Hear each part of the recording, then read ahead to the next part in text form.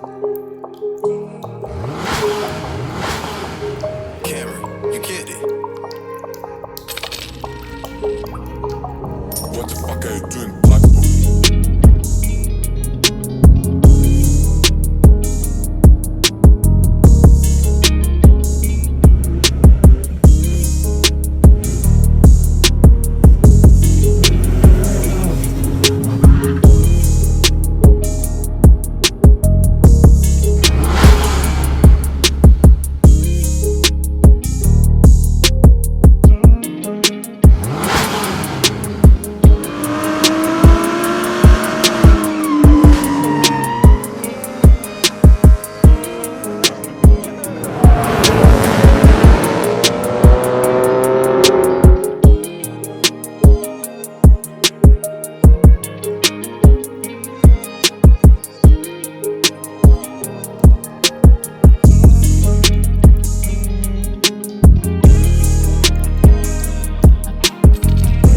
Oh yeah, man. Welcome back.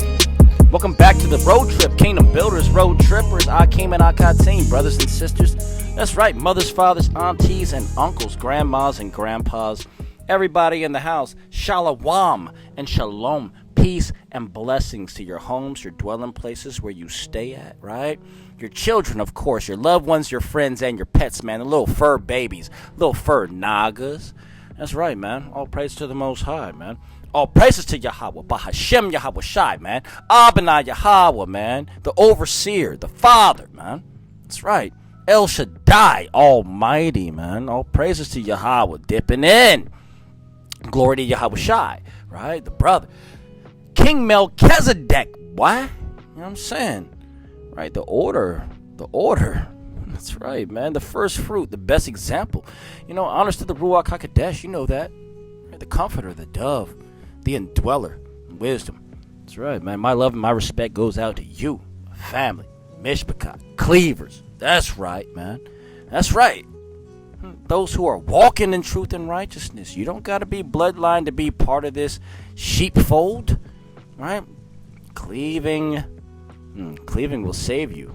Okay, so what are we doing, man? Back in these scrolls. Works of Flavius Josephus, the Jewish Antiquities. Book number 5, chapter 7. That the judges who succeeded Gideon made war with the adjoining nations for a long time. And we're going to get into that, right?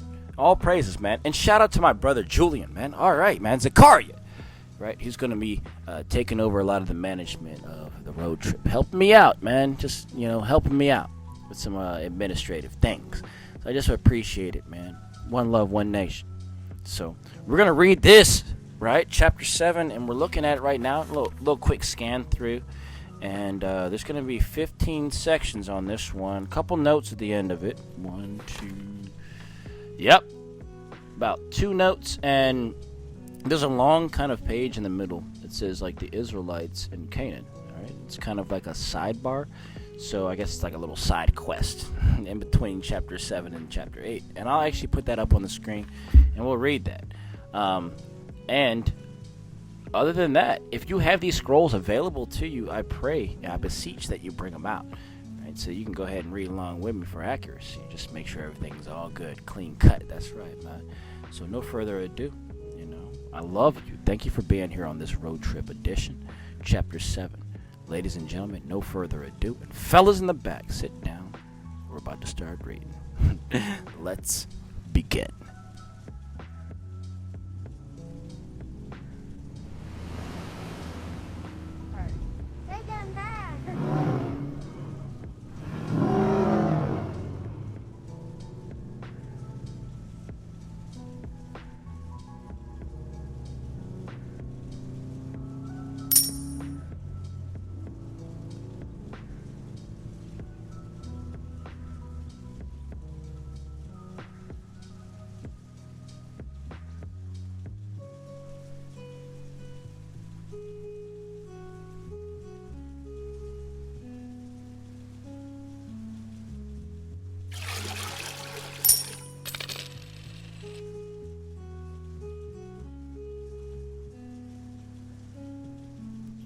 Alright, man, let's get busy.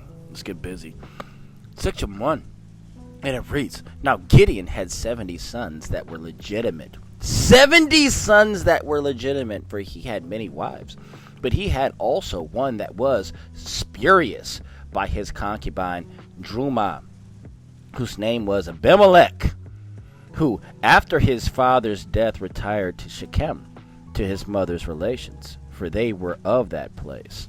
And when he had got money of such of them as were eminent for many instances of injustice, he came with them to his father's house, and killed all his brothers except Jotham. For he had the good fortune to escape and be preserved, but Abimelech made the government tyrannical, and constituted himself an Adon, right? They say Lord, but an Adon, right? And some people would call him Adonai, which is very blasphemous, but to do what he pleased instead of obeying the laws. And he acted most rigidly against those that were the patrons of justice, right? The judges. So Abimelech, that piece of shit. Sorry for my language. I can't take it back now. It's already been said. All right, so let's get into section 2. It is what it is. Let's get some of this word, though, man. You know that? We speak sometimes with a harsh countenance, man. We don't always seem smooth, man. We can be rough around the edges, right? Right? That's what Paul said. What Paul said, right? People don't know Paul, man. Wasn't Paul a Benjaminite? Man, wasn't he from Yasharala, though, right? So sometimes we speak rough, but man, check the heart, man. Test every ruach, test the spirit, or hush your mouth and shut up, because you don't know what's going on over here. Hearing a Christian talk about faith and righteousness is like hearing a kindergartner trying to tell me about physics. It's ridiculous, man. Sit back and be quiet, learn something. Just be quiet. You don't gotta talk. Period. Let's get some more. Section 2. Now when on a certain time there was a public festival at Shechem, and all the multitude was there gathered together, Jotham, his brother, whose escape was before related, went up to Mount Gerizim, which rises over the city of Shechem, and cried out so as to be heard by the multitude, who were attentive to him. He desired they would consider what he was going to say to them. So when silence was made, he said that when the trees had a human voice, and there was an assembly of them gathered together, they desired that the fig tree would rule over them. Rule over them. You heard me correctly, right? But when that tree refused so to do, because it was contented to enjoy that honor which belonged peculiarly to the fruit it bore, and not that which should be given to it from abroad, the trees did not leave off their intentions to have a ruler. So they thought proper to make the offer of that honor to the vine. You see the parallel here? You want me to break off real quick? Okay, I'm interjecting, man. You see this? They run, it's symbolic, but they run to the trees. They run to the wilderness. They run to nature. They try to subject nature. That's what 83's always done, trying to subject nature under its will. But you can't subject nature, man. It's under one divine authority, one divine rule. The Most High Yahweh alone controls what's going on here. You understand? To the vine. And we continue to read. But when the vine was chosen, it made use of the same words which the fig tree had used before, and executed itself from accepting the government. And when the olive tree had done the same, the briar, whom the trees had desired to take the kingdom, it is a sort of wood, good for firing, it promised to take the government, and so to be zealous in the exercise of it. But that then they must sit down under its shadow. And if they should plot against it to destroy it, the principle of fire that was in it should destroy them. He told them that what he had said was no laughing matter. For when they had experienced many blessings from Gideon, they overlooked Abimelech, when he overruled all and had joined with him in slaying his brothers.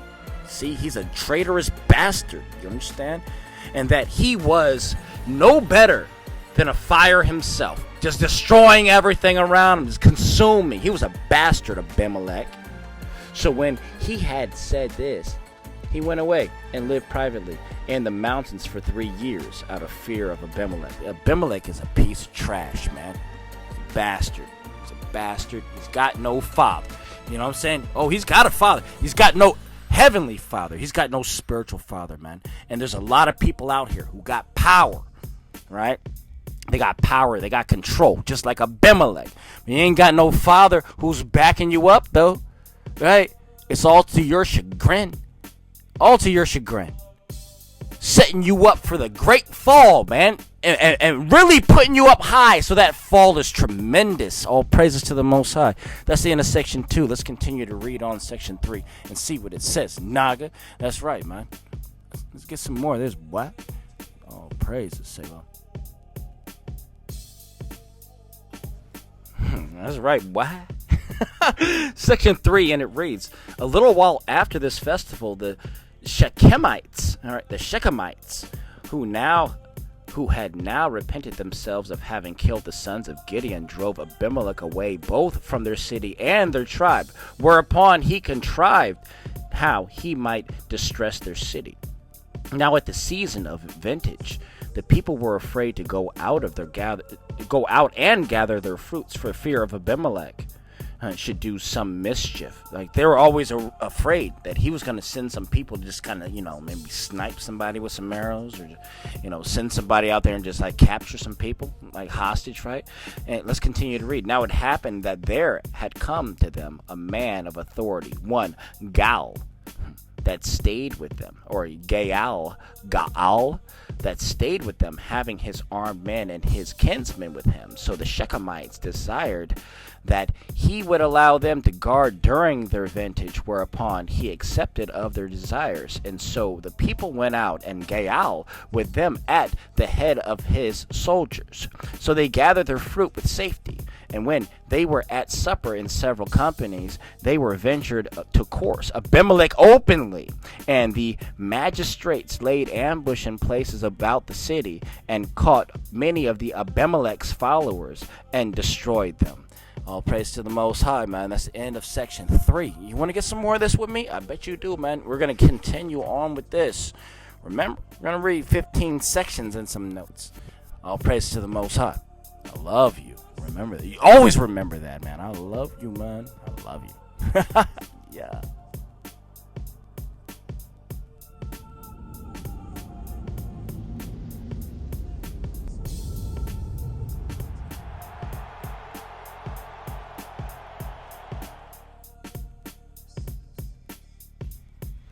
All right, Mishpachah, Akim, Agatim. Let's continue on. Section 4.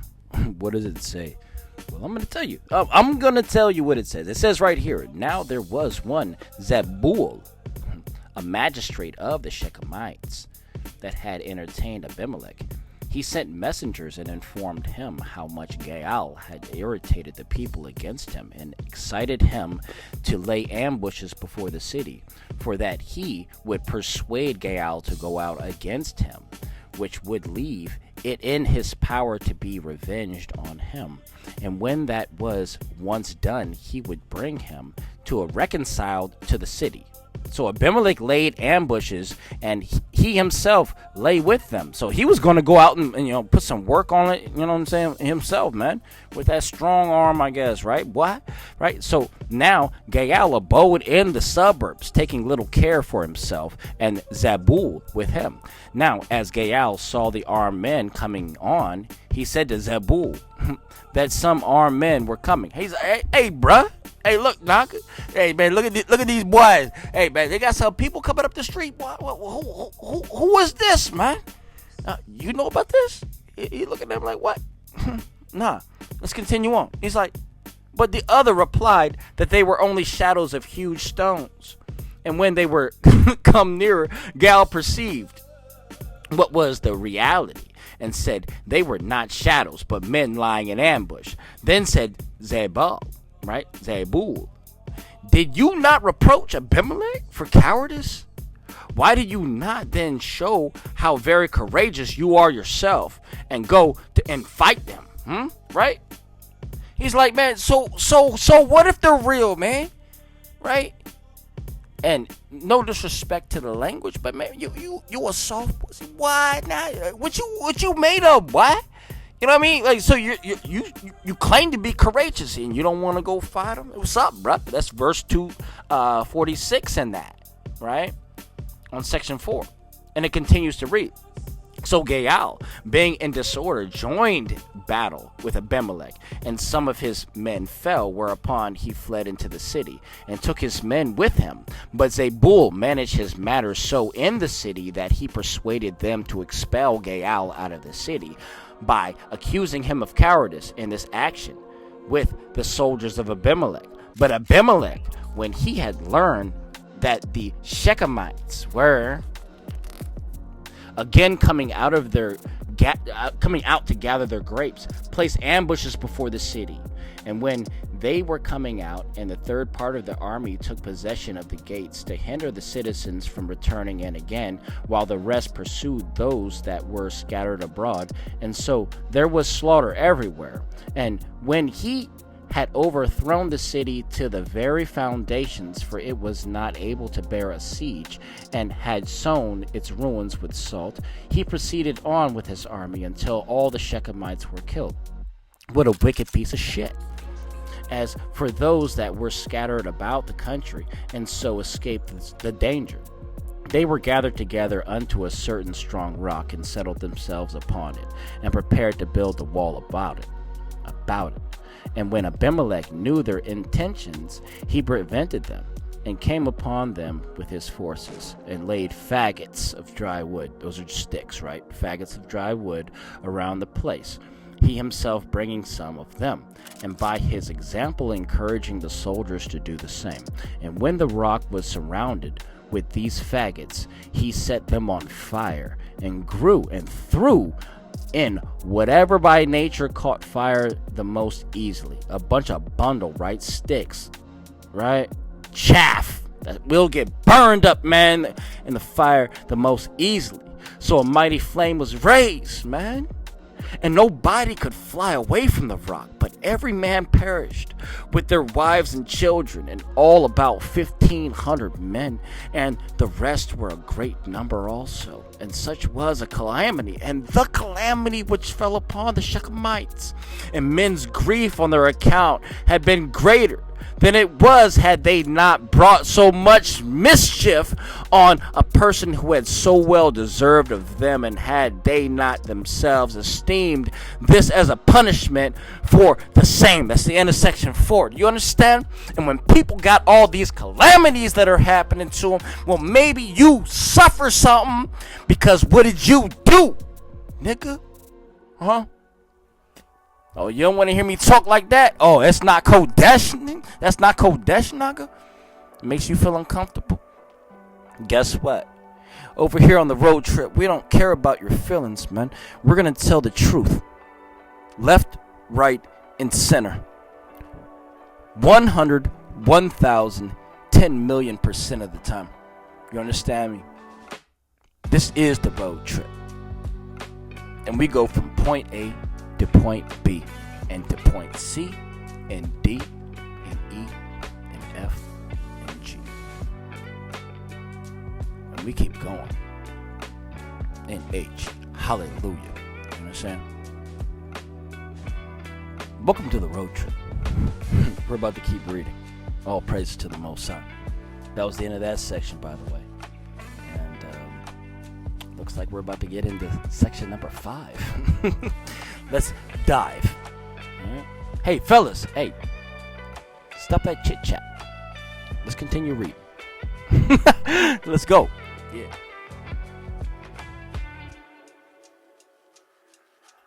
Alright, quick, man. Section 5, and it reads, Now Abimelech, when he had frightened the Israelites with the miseries he had brought upon the Shechemites, now openly to effect greater authority than he now had, and appeared to set no bounds to his violence, unless it were with the destruction of all. Accordingly, he marched towards Thebes, right? Thebes, and took the city suddenly. And there being a great tower therein, whereunto the whole multitude fled, he made preparation to besiege it. Now as he was rushing with violence near the gates, a woman threw a piece of a millstone upon his head, off the gates, right? Off the gates, upon which Abimelech fell down and desired his armor bearer to kill him, lest his death should be thought to be the work of a woman, right? Who did what he was directed to do. So he underwent his death as a punishment for the wickedness he had perpetrated against his brothers and his insolent barbarity to the Shechemites. Now the calamity that happened to those Shechemites was according to the preparation, right, in the prediction of Jotham. The prediction of Jotham. However, the army that was with Abimelech upon his fall was scattered abroad and went to all their own homes. They went back, man. They fled back to their tents, because where else did they have to go? There was nowhere else to go. You cut off the head of a snake, man, where the body will fall. It's end of section 5, man. Let's continue on, though. All right. While we're at here, let's go ahead and dip in again, man. Clean the hands up, right? Walking in truth and righteousness. That's right, man. All praises to the Most High. I love you all, man. Yeah.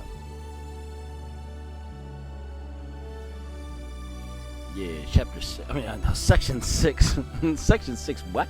Now, it was that Jair, the Gileadite, the Gileadite of the tribe of Manasseh, took the government. He was a man happy in other respects also, but particularly in his children, who were of a good character. They were 30 in number, and very skillful in riding on horses, and were entrusted with the government of the cities of Gilead. He kept the government 22 years and died an old man, and he was buried in Kaman, a city of Gilead. That's the end of section 6. All praise to the Most High. Yes, Selah. Section 7. And now, all the affairs of the Hebrews were managed uncertainly and tended to disorder and the contempt of the Most High Yahweh and of the laws. So the Ammonites and Philistines had them in contempt and laid waste the country with a great army. And when they had taken all Perea, they were so insolent as to attempt to gain the possession of all the rest. But the Hebrews, being now amended by the calamities they had undergone, began praying to the Most High Yahweh, right? El Shaddai, Bahashem Yahweh Shai, and brought sacrifices to him, begging him not to be too severe upon them, but to be moved by their prayers and supplication, right? To leave off his anger against them. So the Most High Yahweh became more merciful to them and was ready to assist them. Oh boy, whenever Yahweh's got his ear open to his people, it's about to get messy, bruh. All right, that's the end of section 7, man. All praises to the Most High. All right, section 8.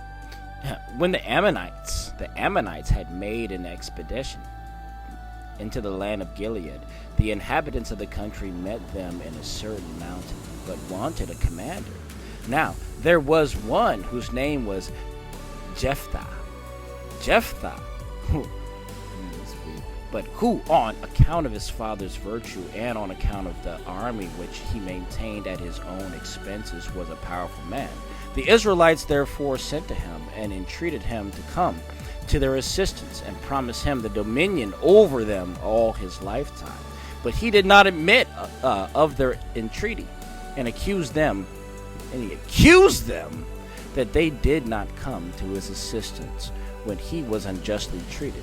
And this was in open manner by his brothers, for they cast him off, as not having the same mother with the rest, but born of a strange mother, that was introduced among them by his father's fondness. And this they did out of contempt of his inability to vindicate himself. So he dwelt in the country of Gilead, as it is called, and received all that came to him, no matter where they were from, and paid them wages. However, when they pressed him to accept the dominion and swore they would grant him the government over them all his life, he led them to the war. That's the end of section 8.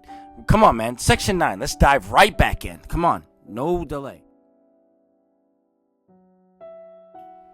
Come on, man. Section 9. And when Jephthah had taken immediate care of his affairs, he placed his army at the city Mizpah and sent a message to the Ammonite king complaining of his unjust possession of their land. But the king sent a negative message and complained of the exodus of the Israelites out of Mizraim and desired him to go out of the land of the Amorites and yield it up to him as his paternal inheritance. But Jephthah returned his answer. And this is what he said, man, that he did not justly complain to his ancestors, but the land of the Amorites, and ought rather to thank them that they left the land of the Amorites to them, since Moshe could have taken it also, and that neither would he receive from the land. He's not going nowhere, boy. He ain't going nowhere, Naga. This is our land, boy. You know what I'm saying? It ain't going nowhere. He said Moshe? What? He said, since Moshe could have taken it also. He said, this nigga, man, this belongs to us, bruh. And neither would he receive from the land of their own, which the Most High Yahweh had obtained for them. And they had now inhabited above 300 years, but would fight with them about it, man. We're going to go to war about our land, bruh. You know what I'm saying? That's the end of section 9, by the way. But you ain't taking this land from us, Nago. And the reason why you did is because we fell short, right? And we need to get punished. We had to get spanked with the stick, but now the stick's about to get broken in half and thrown into the fire and get burned up in the chaff, man. So we can go ahead and take that, put it in the soil, and plant some new things. That's right. That's right, boy. That's the end of section 9. Let's continue on, man. We got section 10. Let's go. Let's get some of this. Yeah.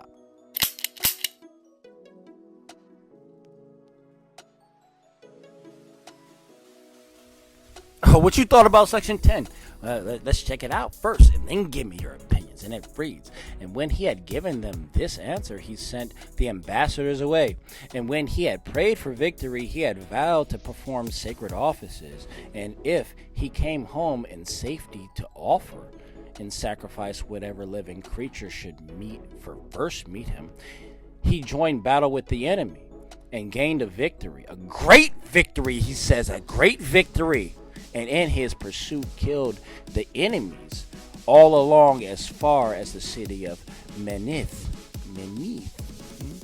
He then passed over to the land of the Ammonites and overthrew many of the cities and took their spoils and freed his own people from that slavery which they had undergone for 18 years. Man, there's been slavery all over these books, Nagel.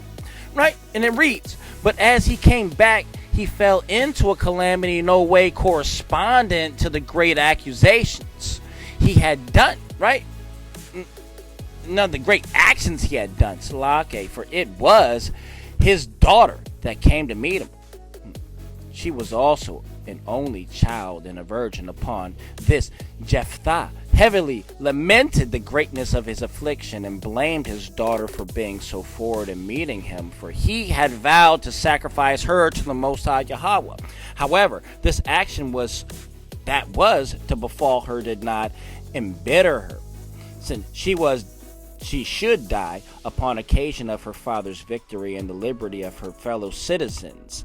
She only desired her father to give her leave for 2 months to bewail her youth with her fellow citizens, and then she agreed that at the before mentioned time he might do with her according to his vow. Accordingly, right when that time was over, he sacrificed his daughter as a burnt offering. Offering such as offering was neither comfortable to the law nor acceptable to the Most High. But hey, you made your word, Naga. Shut up, boy.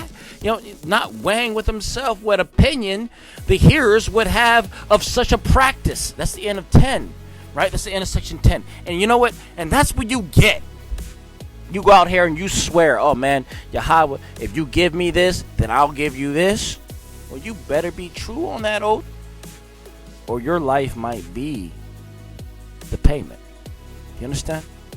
This man went out here so bold. You give us victory, I'll give you the first thing that comes out to greet me. Like, what are you thinking? You know you got a wife and children at home? You don't think that one of them might be looking for you and might come out first to greet you? What a fool. Your daughter come out, man, you got to sacrifice your daughter. So she takes a couple months off with her friends. She goes out lamenting, being a virgin, never getting touched by a man, right? Never get that opportunity because your father was a fool. And so now, after that's over with, and she didn't buck against it. My dad sacrificed me because he was an arrogant idiot. All right? But no, he had faith. His faith was answered, but now I got to die for it. And that's exactly what happened. That's the end of section 10. You can study it up, man. There's parallels in the KJV, man. You're all grown people. All right, all praise to the Most High. Let's read section 11. Let's bust it out. Let's go. 11, and it reads, Now the tribe of Ephraim fought against him, because he did not take them along with him in his expedition amongst and against the Ammonites, because he alone kept the spoils and the glory of what was done to himself. And to which he said, First, they were not ignorant how his family had fought against him, and that when he were invited, they did not come to his assistance, whereas they ought to have come quickly, even before they were invited. And in the next place, that they were going to act unjustly, for while they had not courage enough to fight their enemies, they came hastily against their own family. Oh, you weren't. Hey, hold on, interject. So you weren't so fast to run up on your foes, right? The ones who hate our people, bruh. Oh, but as soon as we made you mad, oh, you were quick over here. You sent horses, boy. You sent horses, bruh. Oh, you got the whole camp riled up. What does it say? And it says, let's continue. And he threatened them that with the Most High Yahweh's assistance, he would inflict a punishment upon them. Oh, see, you want to use our father's name to punish me, Naga? Because you weak, bruh? Nah, it's not Kodesh, man. Unless they would grow wiser, right? And it says, but when he could not persuade them, he fought with them, with those forces which he sent for out of Gilead, and he made a great slaughter among them. And when they were beaten, he pursued them and seized on their passages of Jordan, right by the river, right by a part of his army, which he had sent before, and killed about 42,000 of them Nagas, right? That's the end of 11. Let's just go ahead and package up 12 real quick too. 12, and it reads, So when Jephthah had ruled 6 years, he died and was buried in his own country, Sebi, which is a place in the land of Gilead. All right, and let's go ahead and read 13 right now too. Now when Jephthah was dead, Ibzan took the government, being of the tribe of Judah and of the city of Bethlehem. He had 60 children, 30 of them sons and the rest daughters. It's 50-50 split, right? All whom he left alive behind him, giving the daughters in marriage to husbands, and taking wives for his sons. He did nothing in the 7 years of his administration that was worth recording, or deserved a memorial. He was not important. He was just a common Naga, man, but he left a lot of kids. So pay attention to his children. So he died an old man and was buried in his own country. All right, let's say in 13. 14 reads, When Isban was dead, after this manner, neither did Elon, who succeeded him in the government and kept it 10 years, do anything remarkable. He was of the tribe of Zebulun. See, so we're reading about these people not because they're important, but they are the genealogy of people who become important. Okay, man. All right, let's get some of this. Section 15, man. We're going to take this one to the door, all right? 15, and it reads, Abdon, also the son of Helial, of the tribe of Ephraim, and born at the city of Pirathon, was ordained the supreme governor after Elon. He is only recorded to have been happy in his children, for the public affairs were then so peaceable and in such security that neither did he perform any glorious action. He had 40 sons. 40 sons! 40 sons, Naga? Oh, man, he putting up numbers, bruh. You know what I'm saying? He said, yo, man. You know what I mean? I got my, Abraham, Isaac, Yaakov. Let me put up some of these. Let me put up some of these record numbers, boy. He said listen, boy. He said he had 40 sons, man. He putting up some numbers, boy. You know what I'm saying? I got busy, boy. You know what I'm saying? And by them left 30 grandchildren. And he marched in state with these 70, who were all very skillful in riding horses. And he left them all alive after him. He died an old man and obtained a magnificent burial in Pirathon. Boy, you know what I'm saying? I'm gonna get put down in a nice place, man. I'm putting up all these boys, man. Putting up all these sons. Making all these Nagas, man. You know what I'm saying? He said, I got the juice, boy. You know what I'm saying? I got this juice. I got this Hebrew Israelite juice in my blood, boy. I'm putting out sons, boy. You know what I'm saying? All praises to the Most High. I got the juice. Let's read these notes. let's read these notes, man. That's the end of the chapter, though. That's the end of chapter 7. We're about to read some notes and carry on, man. All right? Shalom, man. Yo, boy.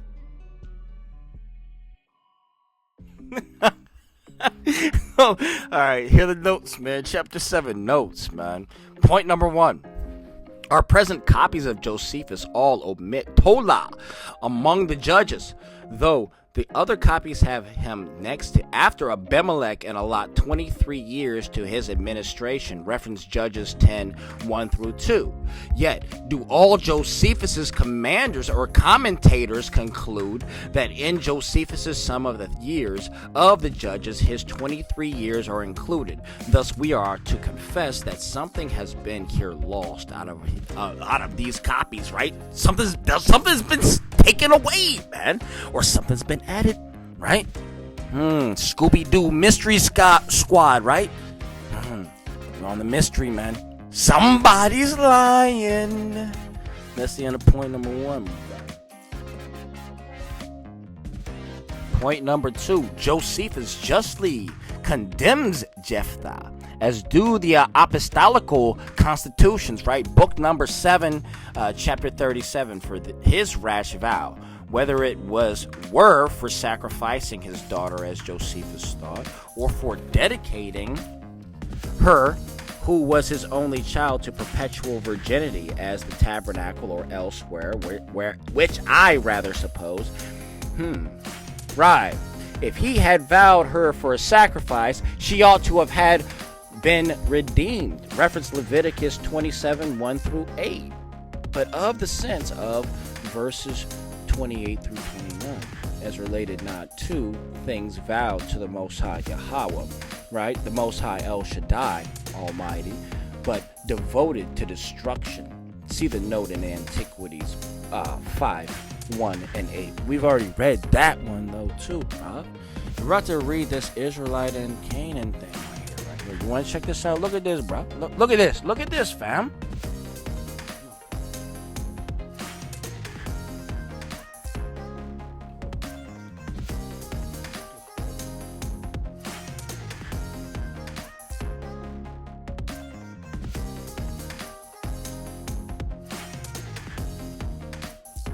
Alright, you see this? It's like a whole side page of like notes. I wasn't expecting it, but we're gonna read it together. Ready for it? Let's get it. Alright. This is called, because that's the end of this chapter, but we're gonna read this. It's called The Israelites in Canaan, right? And it reads, let's get it. I guess it's like a bonus side quest, right?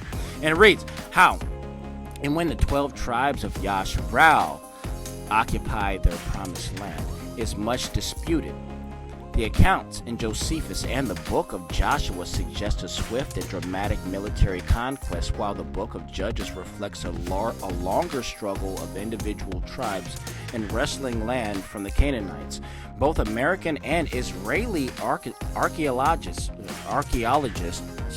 favor circa 1250 to 1200 BC as the time of conquest, based on destruction strata they had discovered at major sites mentioned in the biblical record, although the ruins at Jericho and Ai do not correspond well with this dating. I told you, they don't know how to carbon date, Naga. It's a lie, bro. They just make up stuff, boy. They take scrolls and they don't read it. They don't know it. They have no wisdom. In addition to conquest, scholars have proposed that some semi-nomadic Israelites may have occupied the hill country by a peaceful infiltration that gradually displaced the Canaanites. Other scholars attribute this takeover to a peasant revolt by Israelites against their urban Canaanite overlords, while still others claim that the Israelites emerged from an amalgam of various Semitic population groups in the land, an amalgamation, right? And most recent archaeological evidence, however, shows a rather dramatic increase in the number of villages in the Canaanite hill country about circa 1200 BC, right, which suggests rapid immigration or even conquest.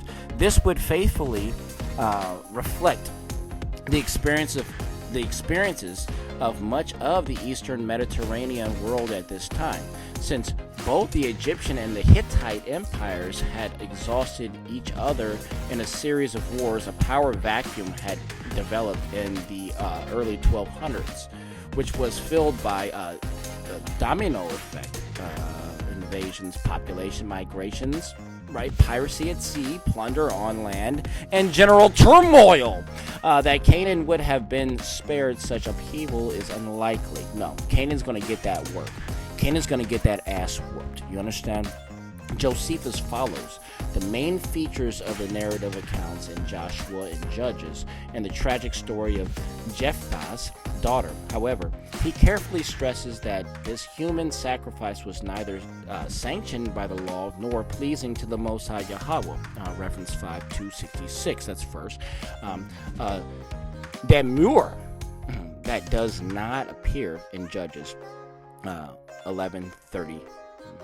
Forward, where the Most High Yahweh is not mentioned at all in the dire denouement. Who can surely sympathize with Josephus's addendum in this case? I mean, yeah, right? And that's the end of the Israelite and the Canaan. And that's the end of that. But, yeah, cool. All right. Love y'all, man. Check this out. So we're going to reconvene on the next one. That's the end of chapter 7.